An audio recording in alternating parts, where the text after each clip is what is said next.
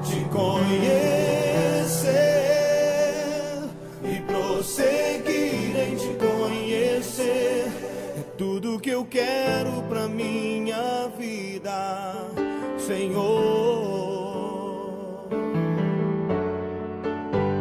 Bom dia, meus irmãos, a paz do Senhor Jesus. Mais um sábado aí com a Escola Bíblica Dominical. A gente vai estar gravando aí. Nós terminamos agora, aqui na Igreja de Nova Vida, em Porto da Pedra, a primeira epístola do apóstolo Pedro. E agora a gente vai começar a segunda epístola do apóstolo Pedro. A última aula aí com o diácono Gilberto. Agora a gente vai estar dando a aula introdutória de 2 Pedro. Tá? Então a gente vai ver a introdução a Pedro, um pequeno panorama sobre a epístola. A epístola é pequena, são só três capítulos. E então a gente vai ver hoje até o versículo 11 de 2 Pedro. E na próxima aula a gente encerra o capítulo 1. Então a introdução, os primeiros 11 versículos, e na próxima aula a gente vai encerrar o capítulo 1 e dando continuidade com 2 Pedro com outro professor. Bom? Então, vamos começar orando. Amado Deus e Pai, Senhor Deus Todo-Poderoso, Pai, estamos reunidos para mais um sábado, graças a Deus, para estudar a Tua Palavra. Senhor meu Deus, a Palavra é Tua. O professor, Pai, é o Senhor, sou só um instrumento do Senhor, Pai. Venha estar sendo conosco, nos ensinando, Pai. Venha estar abrindo os olhos do nosso entendimento para compreender a Tua Palavra, Senhor meu Deus. Fala conosco, nos ensina, Pai, em nome de Jesus, Pai. Amém. Graças a Deus. Então, nós vamos estar dando aqui na Igreja de Nova Vida, em Porto da Pedra, neste sábado, continuidade ao estudo das epístolas de Pedro. Agora, a segunda epístola. Pedro escreveu 2 epístolas. E abre aí sua Bíblia, por favor, meu irmão. 2 Pedro, o capítulo 1. Eu vou estar lendo aqui. Simão Pedro, servo e apóstolo de Jesus Cristo, aos que conosco obtiveram fé igualmente preciosa na justiça do nosso Deus e Salvador Jesus Cristo. Graça e paz vos sejam multiplicadas no pleno conhecimento de Deus e de Jesus nosso Senhor. Visto como, pelo seu divino poder, nos têm sido doadas todas as coisas que conduzem à vida e à piedade, pelo conhecimento completo daquele que nos chamou para a sua própria glória e virtude, pelas quais nos têm sido doadas as suas preciosas e muito grandes promessas, para que por elas vos torneis coparticipantes da natureza divina, livrando-vos da corrupção das paixões que há no mundo. Por isso mesmo, vós, reunindo toda a vossa diligência, associai com a vossa fé a virtude, com a virtude, o conhecimento, com o conhecimento, o domínio próprio, com o domínio próprio, a perseverança, com a perseverança, a piedade, com a piedade, a fraternidade, com a fraternidade, o amor.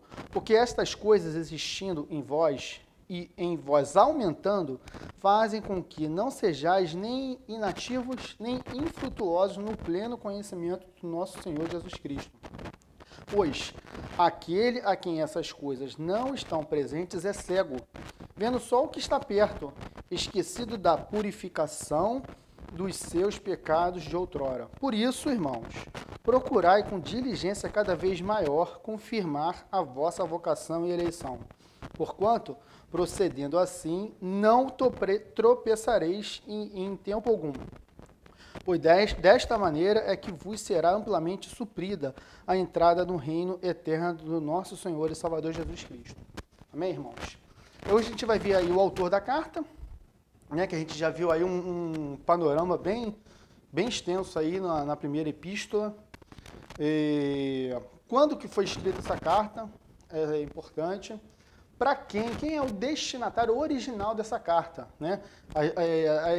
Essa carta é interessada à igreja de todos, atemporal, né? A todos os cristãos, mas o destinatário original, quem era? De onde Pedro escreveu essa carta? Onde é que ele estava quando Pedro escreveu essa carta? E por que Pedro escreveu essa carta? E o que levou Pedro a escrever essa carta? Qual é a motivação? Tá? E um breve esboço aí do que fala o capítulo 1, o capítulo 2 e o capítulo 3. Então, o autor, né, bem simples, bem fácil, o autor apóstolo Pedro. Pedro escreveu essa carta aí por volta do ano 67 da nossa era, 67 depois de Cristo. Um ano depois, irmãos, ele seria martirizado, tá? No ano 68, aproximadamente no ano 68, mais ou menos no ano 68, ele seria martirizado pelo imperador Nero. Nero odiava os cristãos e por causa de Nero os cristãos estavam sendo perseguidos. Né? Você deve lembrar lá na primeira epístola que a gente estudou que ele não gostava da estrutura urbanística de Roma, ele queria reconstruir de acordo com a sua vontade, ele manda atacar fogo em Roma e coloca a culpa nos cristãos.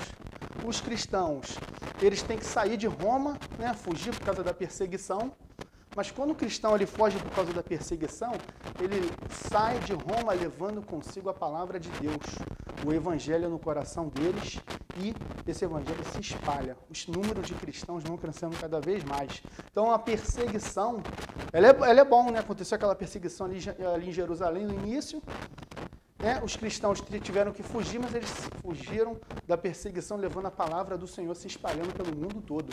Então, aqui na primeira epístola de Pedro, é uma perseguição, né? É um ataque do inimigo de fora para dentro. A gente vai ver aqui que nessa epístola, o ataque é diferente. Não é mais de fora para dentro, é de dentro para fora. A gente vai ver aqui. Então, no ano 67 foi escrita essa carta, muito perto de Pedro ser martirizado, tá? E acompanhe comigo aí 1 Pedro, olha o versículo 14 que diz... Né, 14 que é o tema para a próxima aula, mas é importante aqui nessa introdução. Olha o que diz, 2 Pedro 1,14. Certo de que estou prestes a deixar o meu tabernáculo. Pedro sabia, porque o Senhor Jesus tinha profetizado de como seria a morte de Pedro, que seria por martírio, tá? Certo de que estou prestes a deixar o meu tabernáculo, como efetivamente nosso Senhor Jesus Cristo me revelou a Pedro.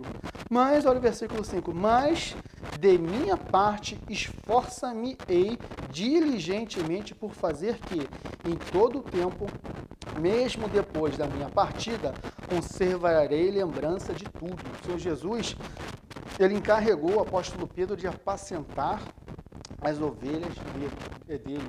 Lá no último capítulo de João, do Evangelho de João, ele fala, Pedro, tu me amas? E Pedro, sim, mestre, tu sabes que eu te amo. E Jesus encarrega Pedro dessa missão.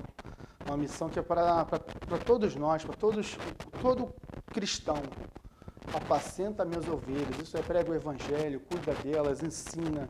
Né? Uma vez que você é evangelizado, e tem conhecimento da palavra de Deus, né? Ensinar aos outros, fazer discípulos, né? Você que é pai de família, mãe de família, apacenta as tuas ovelhas. Que ovelhas são essas da sua casa? E se você é um pastor, né? Aquilo que Pedro manda o que o Senhor Jesus manda para Pedro, né? Para você também, apacenta as ovelhas, cuida, né? Dá o pasto, dá o alimento, tá? Então, Pedro ele tinha essa missão, ele sabia que ele ia ser martirizado, tá? E em breve, como ele diz aqui no versículo 14, em breve estou para deixar o meu tabernáculo, esse corpo aqui. Todos nós estamos tabernaculando aqui, nesse corpo físico, tá? Ele sabia que ia morrer no ano 68. De onde escreveu? Pedro estava preso, e estava preso em Roma, ele escreve de Roma, tá? Que ele estava preso e ia ser martirizado. Para quem ele escreveu? Olha o capítulo 3, 2 Pedro 3, verso 1. Olha o que ele fala. Amados, esta é agora a segunda epístola que vos escrevo. Em ambas procuro despertar com lembranças a vossa mente esclarecida. Então, Pedro escreveu 2 epístolas. Essa é a segunda epístola que ele escreve. Então, ele está escrevendo para a mesma igreja, para os mesmos cristãos da mesma região que ele escreveu a primeira. Então, vamos lá em 1 Pedro, o capítulo 1. Capítulo 1, logo no verso 1. Pedro, apóstolo de Jesus Cristo, aos eleitos que são forasteiros da dispersão. Isso é, eles estavam dispersos, estavam fugindo da perseguição que estava vindo. Do Ponto, Galácia, Capadócia, Ásia e Bitínia. Isso é o norte da Ásia Menor. tá? Aquela região ali da Ásia Menor, hoje é a atual Turquia, o norte daquela região ali, é os mesmos cristãos que ele escreveu. A primeira epístola, ele está escrevendo essa epístola agora, que estava sofrendo perseguição nessa primeira epístola, eles estavam sofrendo muito, e Pedro escreve aquela epístola ali para exortar eles, para alegrar eles, para trazer esperança da salvação, que Jesus está com eles, está protegendo eles, está guardando eles, que eles vão passar, né, que nesse mundo tereis aflição, mas tem de bom ânimo, o Senhor Jesus venceu o mundo e a gente vai vencer também. Então Pedro está escrevendo a primeira epístola para exortar eles, para dar esperança, tá? E agora nessa segunda epístola, que na primeira o inimigo era de fora para dentro, né? Perseguição, uma perseguição violenta. Então ele escreveu para aqueles mesmos cristãos da mesma região, Pedro apacentando aquela igreja ali, aquela região, lembrando ali que são várias igrejas, são várias regiões, como foi lido aqui, do Ponto, Galácia, Capadócia, Ásia e Bitínia. Então é uma epístola geral, é uma epístola circular, que ela era lida em várias igrejas, diferentemente das epístolas do apóstolo Paulo, que ele escreve lá para os cristãos de Tessalonicenses, Colossenses, Filipenses, Gálatas, os Romanos, os Coríntios. A epístola do apóstolo Pedro, João e Tiago eram lidas em várias igrejas, não tinha, ou é para uma região ou para vários grupos de igreja, tá? E o objetivo? Tá? O objetivo de Pedro ter escrito essa carta aqui é para alertar contra os falsos mestres, contra heresias que eles estavam dentro da igreja, eles entravam dentro da igreja e estavam ensinando heresias. Então Pedro ele escreve essa carta para alertar contra os falsos mestres e exortar ao conhecimento. Que conhecimento é esse? O conhecimento da palavra de Deus. Porque a palavra de Deus ela liberta. Ela cura, ela salva, ela nos ensina a ter relacionamento com o Senhor. Ele ensina como Deus quer ser adorado, louvado, tá? Ele traz crescimento espiritual, tá? E nos ensina a ter relacionamento com o Senhor. Então, essa epístola nos exorta ao conhecimento.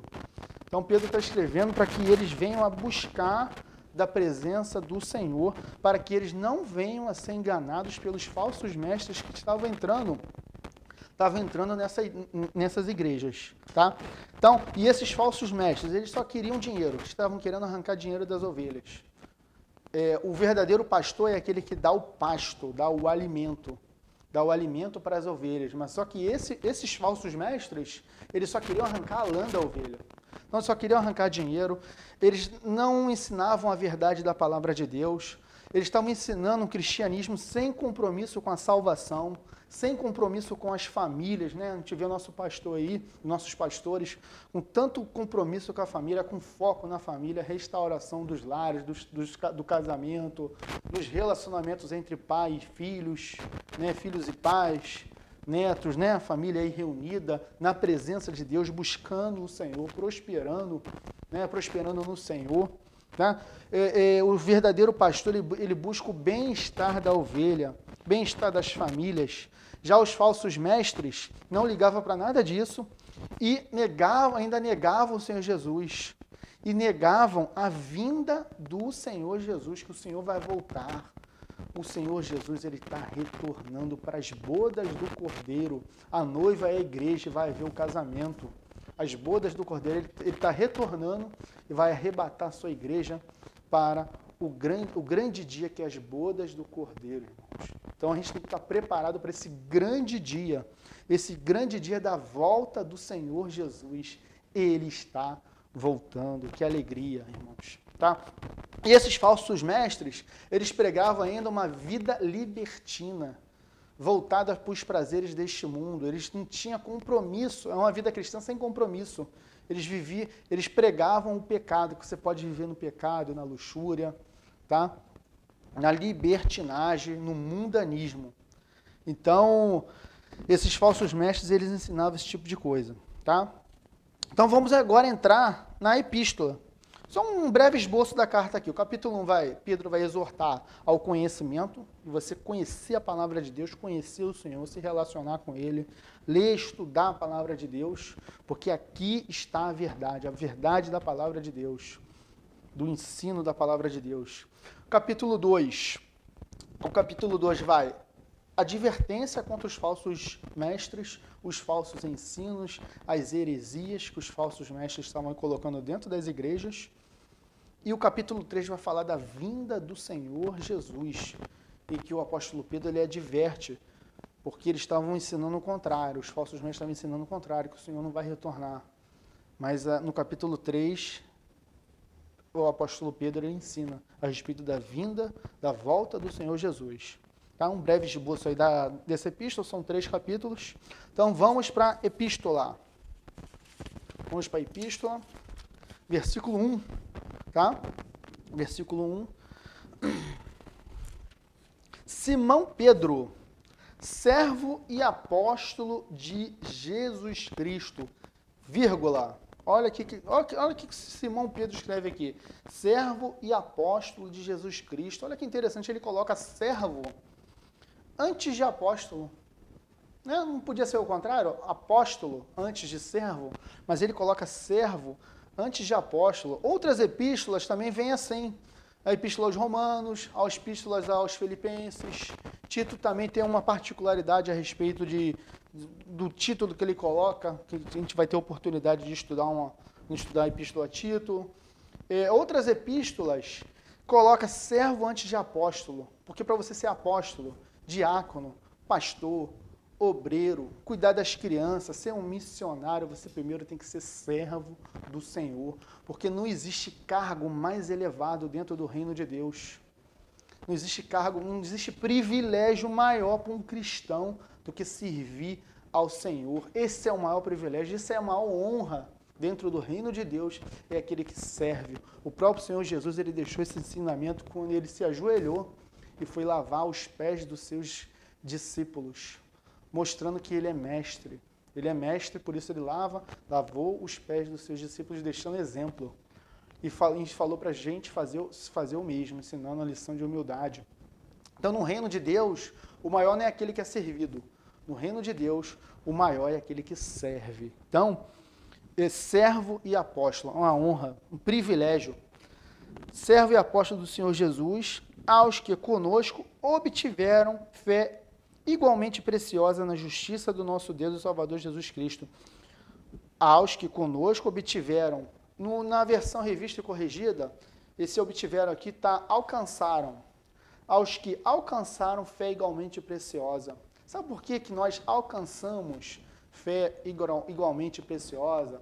Os cristãos daquela região alcançaram porque estava ao alcance, estava disponível, porque Deus, a salvação é uma obra de Deus, nós não temos mérito nenhum nisso.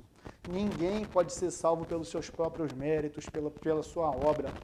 Foi uma obra de Deus, o Senhor Jesus veio até essa terra, ele esvaziou a si mesmo, veio a este mundo, se esvaziou até se transformar num feto. Depois um bebezinho, um menino, um homem, sempre servo de Deus Pai. Veio e se entregou por mim e por você, pela igreja, para que venhamos a ter a vida eterna. Nos resgatou da maldição da lei, a condenação que nos levava para o inferno, ele nos resgatou. Ele morreu no nosso lugar, mas ele ressuscitou para nos dar vida eterna. Tá? Então, o Senhor Jesus, ele proporcionou a salvação. A salvação agora está disponível a todos. Só que nós temos que abrir o nosso coração. Aquele que não abre o coração, não recebe o Senhor Jesus, não pode receber essa salvação. Ela está disponível. Tá? Então, aos que conosco obtiveram fé igualmente preciosa. Então ele está escrevendo para a igreja que está recebendo essa carta. Preciosa na justiça do nosso Deus e Salvador Jesus Cristo. A justiça do Senhor Jesus nos salva, a justiça dele. Nós não temos justiça própria, tá? Do nosso Deus e Salvador Jesus Cristo. Aqui, Pedro já está refutando as heresias dos gnósticos que não criam que Jesus Cristo era Deus. Mas aqui já no versículo 1 ele fala: nosso Deus é Salvador Jesus Cristo. Jesus Cristo é Deus. Ele é Filho de Deus. Ele é Deus junto com o Pai e com o Espírito Santo, tá? Verso 2. Verso 2. Graça e paz vos sejam multiplicadas no pleno conhecimento de Deus e Jesus, nosso Senhor. Olha só, graça e paz vos sejam multiplicadas pelo pleno conhecimento de Deus. Que conhecimento é esse que ele está falando? Graça e paz vos sejam multiplicadas pelo pleno conhecimento de Deus. Será que esse conhecimento aqui é só um conhecimento intelectual, informativo, de você ler a palavra de Deus, conhecer o que está nesse livro? É apenas esse conhecimento? Esse conhecimento ele é muito importante. É muito importante você saber quem é Jesus Cristo, que ele é o Filho de Deus, que ele nasceu em Belém, de uma virgem, concebido pelo poder do Espírito Santo, que ele cresceu em Nazaré, que ele curou, libertou os cativos, ensinou o Evangelho, pregou o Evangelho, que ele morreu numa cruz para nos salvar, que ele ressuscitou, que ele subiu aos céus e nos enviou o Espírito Santo que hoje habita em mim e em você, o Espírito Santo de Deus. É importante você saber que ele vai voltar para as bodas do Cordeiro, vai arrebatar a igreja. A informação é importante você saber isso tudo. Mas o conhecimento aqui que ele está falando no verso 2 não é só esse. O conhecimento aqui é relacionamento também. Relacionamento com o Senhor. Os dois conhecimentos são importantes. Você conhecer alguém não é só você ter informações a respeito daquela pessoa, mas ter intimidade. É isso que Pedro está falando aqui, da gente ter intimidade, se aproximar do Senhor. E os dois conhecimentos são importantes na vida cristã. Você conhecer a palavra de Deus. Porque, irmãos, muitos têm fé, têm muita fé, porém, como não lê a palavra de Deus, não busca a Deus também, informação intelectual na palavra de Deus, sabe o que eles fazem? Eles acham que se aproximar de Deus, vai ter relacionamento com Deus, se acender uma vela, se ajoelhar para uma imagem de escultura. Eles acham assim porque não lê a palavra de Deus. Mas uma vez que se lê a palavra de Deus, que tem a informação, você vai fazer da forma como Deus quer que façamos. E sim, a gente vai ajoelhar e vai orar ao Senhor em espírito. Porque Deus em espírito, importa que aqueles que adorem em espírito e em verdade. Tá? E você vai orar ao Pai, você vai ler a tua palavra, você vai obedecer a palavra de Deus, você vai orar, você vai adorar o Senhor, você vai louvá-lo, tá? Você vai fazer o bem ao próximo. Então você vai seguir, então com isso você vai ter relacionamento com o Senhor, porque Ele é seu Pai. Tá? Então você vai sentir a presença de Deus e vai agir de acordo com o ensinamento do Senhor. O Espírito Santo vai fazer morada em ti. Tá, meu irmão? Então o conhecimento é esse, conhecimento intelectual e relacionamento. Verso 3. Visto como pelo seu divino poder nos têm sido doadas todas as coisas que conduzem à vida e à piedade, pelo conhecimento completo. Isso é, doadas todas as coisas, isso é, você se aproxima de Deus, você tem conhecimento de Deus, conhece a palavra de Deus, se relaciona com Ele, então você conduz a vida, isso aqui, vida é essa, a vida eterna, tá? Você vai conduzir a vida eterna e a piedade. Que piedade é essa? O seu relacionamento com o próximo, com os de dentro da sua casa, com os da igreja, com o seu trabalho. Piedade é quando você ama o teu próximo, você exerce compaixão, você tem compaixão. O que é compaixão? Você sentir a dor alheia. Você se comover com aquilo ali para sanar uma necessidade do seu irmão, se tiver ao seu alcance. Ou de forma indireta, você orar por ele, levar uma palavra de consolo, de exortação. Que tem problemas, irmãos, que a gente às vezes não tem como resolver. Você pode ter até condição financeira, mas às vezes aquele problema que a pessoa tem, o dinheiro não resolve. A pessoa às vezes está passando por opressão, em que você tem que interceder com oração, jejum, oração, ler a palavra de Deus. Às vezes a pessoa não quer receber, então você tem que orar para aquela pessoa, tá? Então, de forma indireta. Então, você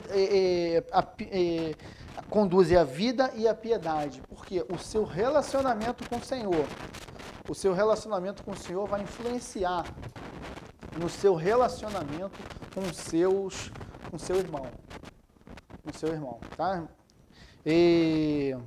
Verso 3. Verso 3. A gente viu o verso 3 agora. Verso 4. Verso 4. Pelas quais nos têm sido doadas as suas preciosas e muito grandes promessas. Pelas quais nos têm sido doadas as suas preciosas e muito grandes promessas. Para que por elas vos torneis co-participantes da natureza divina, livrando-vos da corrupção das paixões que há no mundo. Que natureza divina é? Pelas quais não têm sido doadas as suas preciosas e muito grandes promessas, para que por elas vos torneis participantes da natureza divina. Que natureza divina é essa? Quando você recebe Jesus Cristo como seu Senhor, como seu Salvador, você passa a ser filho de Deus por adoção. E o Espírito Santo passa a habitar em você. Então, da natureza, você passa a ter em você a natureza celestial. E isso vai te trazer um novo entendimento, que está lá em Romanos 12, a gente vai ler, que isso vai te livrar, livrando-vos da corrupção das paixões que há no mundo. Olha Romanos 12, verso 3. Olha aqui que diz, verso 2. E não vos conformeis com este século, mas transformai-vos pela renovação da vossa mente, para que experimenteis qual seja a boa, agradável e perfeita vontade de Deus. Tá? Você passa a não se conformar com este século e passa a renovar a sua mente, para que a gente venha experimentar a boa, perfeita vontade de viver de acordo com a vontade do Senhor na nossa vida. Então, e aqui fala das promessas, as quais não têm sido doadas, preciosas e muito grande promessa, a promessa da vida eterna, da presença do Senhor nos guardando, nos protegendo, o restante da nossa vida, para a eternidade. O homem, irmãos, o homem ele é falho, tá? O homem ele é falho, o homem faz planos, o homem até promete, mas o homem prometendo é garantia de que ele vai cumprir. Tem vários fatores que podem influenciar o homem a cumprir as suas promessas, né? Motivo de força maior, caso fortuito. O homem está limitado pelo tempo, pelo espaço. Nada limita Deus. Deus é ilimitado. Ele é poderoso. Ele é infinito. Ele é eterno. Para nos abençoar e para fazer cumprir a sua promessa na nossa vida, na minha vida, na sua vida. Verso 5. Verso 5, por isso mesmo, vós, reunindo toda a vossa diligência, associai com a vossa fé a virtude, com a virtude o conhecimento. Então vamos lá. Por isso mesmo, vos reunindo toda a vossa diligência. O que é diligência, irmãos? Toda a tua força, todo o teu esforço, tá? Toda a tua atenção, todo o teu foco, todo o teu cuidado, tá? Nas coisas de Deus, associai com a vossa fé, isso é a fé que você tem, que a fé é dom de Deus. O Senhor te deu fé. A virtude. Que virtude é essa? É as qualidades que o Senhor, ao nos transformar em nova criatura, para a gente viver uma vida incorruptível, mudança de vida, para sermos nova criatura. Então a gente vai acrescentar a fé à virtude. A virtude para sermos nova criatura, para sermos diferentes, para vivermos de acordo com a vontade, perfeita e agradável vontade de Deus. Com a fé, a virtude. Com a virtude, o conhecimento, como foi falado, o conhecimento de você aprender a palavra de Deus e viver a palavra de Deus. Jesus vivendo na sua vida. Agora não vivo mais eu, mas Cristo vive em mim, e a fé que tenho na fé no Filho de Deus, que me amou e se entregou por mim. por nós, pela sua igreja. Então, a fé é a virtude o conhecimento o domínio próprio. Aí entra os frutos de espírito, transformando a nossa vida, tá? Transformando a sua vida. E o domínio próprio é que, independente da circunstância, irmão, essa igreja aqui estava passando uma grande perseguição. Muita perseguição e heresias brotando de dentro da igreja, pessoas se associando, entrando na igreja, trazendo heresias, falsos profetas. Então era necessário ter domínio próprio, para que eles não venham a se desesperar, tá? Com a aflição que eles estavam passando. E com o domínio próprio, aí vem a perseverança, de persistir em seguir o Senhor, em viver a vida em Deus, tá? Em obedecer a palavra de Deus, a fé no Senhor. E a perseverança, a piedade. A piedade é o quê? É o amor, é a compaixão, é você viver uma nova vida em que o seu relacionamento com seu irmão seja diferente, para que o nosso semelhante venha ver Deus na nossa vida, venha ver Deus em mim, venha ver Deus em você, porque o Senhor é contigo. Tá? Com a piedade, a fraternidade. Com a fraternidade é o amor. A fraternidade é o quê? É o amor fraterno, é o amor familiar. O amor que você sente pelos seus familiares, pelo seu pai, pela sua mãe, né, pelos mais chegados, você sinta pelo seu semelhante, tá? Outro ser humano, que isso é o amor de Deus na sua vida, tá? Fraternidade e a fraternidade, o amor. Verso 8. Só um parênteses aqui, na fraternidade e o amor, que o amor que o Senhor nos ensina lá no Antigo Testamento é amai a Deus sobre todas as coisas e o próximo como a ti mesmo. Esse é o amor do Antigo Testamento. O amor no Novo Testamento é diferente. Olha o que diz João 13. João 13, verso 34. João 13, 34. Olha como é que é o amor no Novo Testamento que o Senhor Jesus nos ensinou. Novo mandamento vos dou, que vos ameis uns aos outros, assim como eu vos amei, que também vos ameis uns aos outros. Assim como o amor do Antigo Testamento ele tinha uma medida, amar o próximo como a ti mesmo, então à medida que eu me amo, eu devo amar o meu próximo, no Novo Testamento, na nova aliança, é o amor de Cristo, é um amor sacrificial, colocar o outro em primeiro lugar, assim como o Senhor Jesus fez por mim e por você, que Ele se entregou por nós. Então é a medida de Cristo. Será que eu consigo? Vou me colocar como exemplo, será que eu consigo amar assim? Então, né, é impossível, né, um amor nessa medida, né, um amor ilimitado, porque eu sou limitado. Então, é maior a extensão do amor no Novo Testamento, é amar como Cristo nos amou. Tá? Então, não tem limite para o amor. Verso 8. Porque estas coisas existindo em vós, e em vós aumentando, todas essas qualidades, domínio próprio, a virtude, né, a diligência, a fé, a perseverança, porque estas coisas existindo em vós, e em vós aumentando, fazem com que não sejais inativos, inativos, nem infrutuosos, na versão revista e corrigida está ociosos, no pleno conhecimento do nosso Senhor Jesus Cristo. Isso é, essas coisas existindo em você e aumentando, você não vai ficar infrutífero e nem inativo, porque a obra de Deus ela é extensa, a obra de Deus ela é grande, irmão, tem muita coisa para fazer. Essas coisas aumentando em você não dá para ficar parado. Tem muita gente para a gente evangelizar, para a gente falar do amor de Cristo.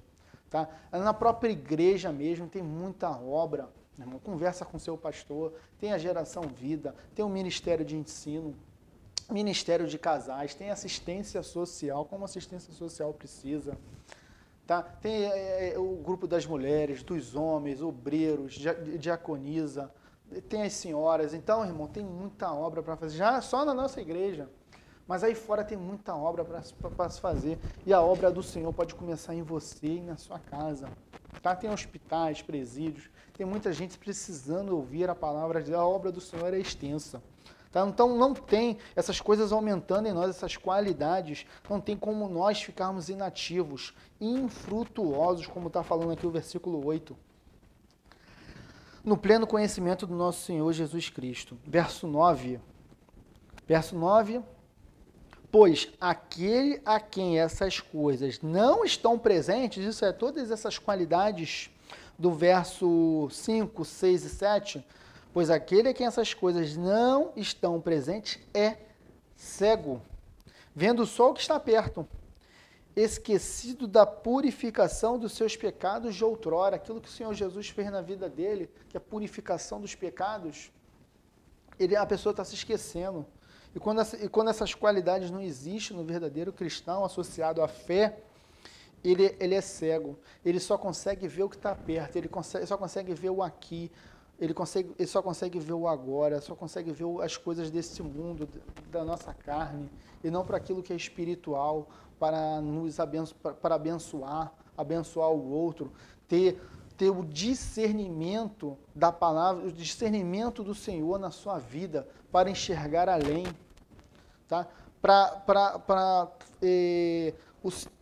Ser diligente, ter sabedoria, discernimento para entender o que está acontecendo, porque o Senhor passa a dar visão à nossa vida, para entender o tempo, tá? E saber enxergar as oportunidades do Senhor, tá? Ter esse discernimento, que é o verso 9 que está ensinando. Então ele está dizendo aqui que é um cego, aqueles que não deixam que o Senhor trabalhar na vida dele para que venha essas qualidades associadas à fé a existir na vida do cristão. Verso 10. Por isso, irmãos, procurai com diligência cada vez maior confirmar a vossa vocação e eleição, porquanto, procedendo assim, não tropeçareis em tempo algum. Então, sempre o apóstolo Pedro falando do conhecimento das coisas de Deus, ter um relacionamento com o Senhor, tá? Para que não venhamos a tropeçar. Eu lembro aí isso aqui é um cristão, né, que está tendo uma vida relaxada, sem intimidade com o Senhor. Eu lembro até da pregação do pastor Guilherme, nesse domingo de manhã, em que Davi, não atentando para a palavra de Deus, ele fez com que queria carregar a arca para Jerusalém, a arca da aliança para Jerusalém, e ele fez da forma como ele achou que devia fazer, e não da forma como está escrito na palavra de Deus. Por isso é importante a gente pesquisar na palavra, ler a palavra de Deus para saber como Deus quer ser adorado, ser cultuado, como que se deve ser um relacionamento com o Senhor. É da forma como alguém nos ensinou, né? Ou a forma como está escrito. Por isso é bom, irmãos, a gente está lendo a palavra de Deus, tá? Conhecer aqui. O Márcio fala ensinando na palavra de Deus, você vem aqui na palavra de Deus e confere se é isso mesmo, tá? Porque a gente tem que se guiar pela palavra de Deus, pela palavra do Senhor, a Bíblia é sagrada. Por isso, irmãos, procurar com diligência. Então, Davi não foi diligente, fez de qualquer forma.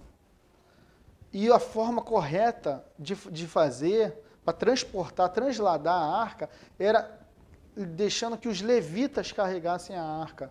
Mas o que Davi fez? Ele colocou em carro de boi e os bois tropeçaram. Então a gente, como não tem diligência na nossa vida cristã, como aqueles bois que tropeçaram e a arca caiu, a gente também tropeça. Tá? Então, para a gente não venhamos a ter uma vida cristã tropeçante, a gente tem que se atentar na palavra do Senhor, buscar um relacionamento com Deus. Verso 11, pois desta maneira, né, o verso 11 é a resposta daquilo que ele está falando tudinho, que ele falou até agora, de você buscar o conhecimento com o Senhor, conhecimento intelectual, ler a palavra de Deus e se relacionar com o Senhor.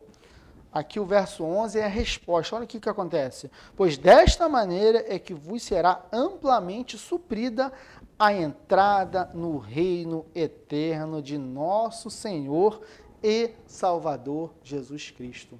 A entrada no reino eterno, a salvação para a minha vida, para a sua vida, para a nossa família, irmãos. Para você passar a ser uma bênção e um abençoador. A palavra de Deus entrando no círculo dos seus relacionamentos através de você, na sua família, no seu trabalho, né, na sua faculdade, onde quer que você esteja, a palavra de Deus esteja no seu coração. E você esteja externando a vontade do Senhor, para que o Senhor Jesus seja visto na sua vida. Então, a gente encerra aqui até o verso 11. Na próxima aula, sábado que vem, a gente vai até do verso 12 até o verso 21, a gente encerra o capítulo 1 e no sábado subsequente o capítulo 2, tá bom? Vamos orar. Senhor, nosso Deus e Pai, queremos te agradecer, Pai, pela tua palavra, que a tua palavra, Senhor meu Deus, entre em nosso coração, Pai, dê muito fruto para o teu reino, Senhor meu Deus. Abençoe a minha vida, vida da Igreja de Nova Vida e Porto da Pedra, Pai. E você que está aí em casa, ouvindo e estudando conosco, nós te agradecemos, Senhor, em nome de Jesus, Pai. Amém. Graças a Deus. Um bom sábado, meu irmão. Fica com Deus.